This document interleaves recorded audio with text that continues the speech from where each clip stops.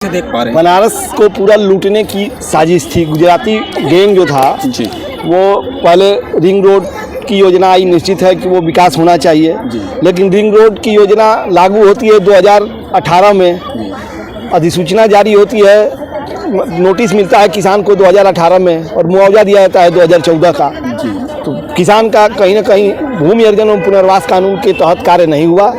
अगर कार्य हुआ होता तो किसान को वाजिब दाम मिला होता, किसान उससे संतुष्ट रहता। आज भी सड़क बन गई है, लेकिन मुकदमा विचाराधीन है, मुकदमा चल रहा है। स्थिति है कि पूरी सरकार लगी हुई है और मुकदमा निस्तारण नहीं हो पा रहा है। उस पर जो नोटिस जो किसान को आपत्ति के बाद नोटिस जो मिलती है वो नोटिस तक नहीं जारी हुई है और कब्जा हो गया है। और ये शपथ NHI ने न्यायालय में, हाई कोर्ट में जाके दे आया है। तो निश्चित है कि आज नहीं कल वो किसान के पक्ष में फैसला होगा, अगर न्याय होगा तो। अगर मान लीजिए जिस तरह से न्यायपालिका की स्थिति है, अगर वही रही तो रिंग रोड के भी किसान चले जाएंगे।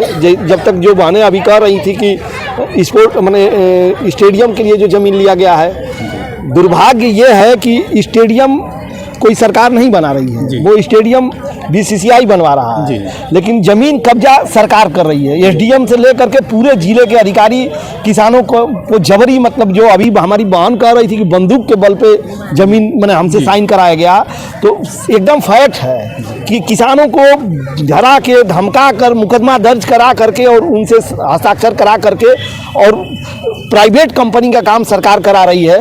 ये नरेंद्र मोदी के क्षेत्र में, क्योंकि वो अमित शाह के बेटे का प्रोजेक्ट है और उसके बाद अमित शाह के बेटे को भाग गया तो वहीं पे स्पोर्ट्स सिटी बनाने लगे। स्पोर्ट्स सिटी के नाम पे हमको लग रहा है 15 गांव की जमीन पे रजिस्ट्री पे बैन है। किसान अपनी बहन की, अपनी बेटी की शादी नहीं कर सकता है या कोई कारखाना लगाने के लिए कहीं अनुबंध नहीं कर सकता है, क्योंकि वो रजिस्ट्री पे और कार्यों पे रोक लगा हुआ है। उसी तरह से बनारस में आप देखेंगे तो वरुणा विहार के नाम पे, काशी द्वार के नाम पे, वैदिक सिटी के नाम पे, स्पोर्ट्स सिटी के नाम पे, ट्रांसपोर्ट नगर, रिंग रोड, आप देख ही रहे हैं। 12 योजनाएं से मतलब करीब 80% किसानों की जो ज़मीन है वो लूटने की एक साजिश थी। लेकिन मैं धन्यवाद इन बहनों को और माताओं को देना चाहता हूं कि इस चुनाव में इन लोगों ने चोट जो दिया है वोट की, उससे नरेंद्र मोदी के होश ठिकाने पे आ गया है।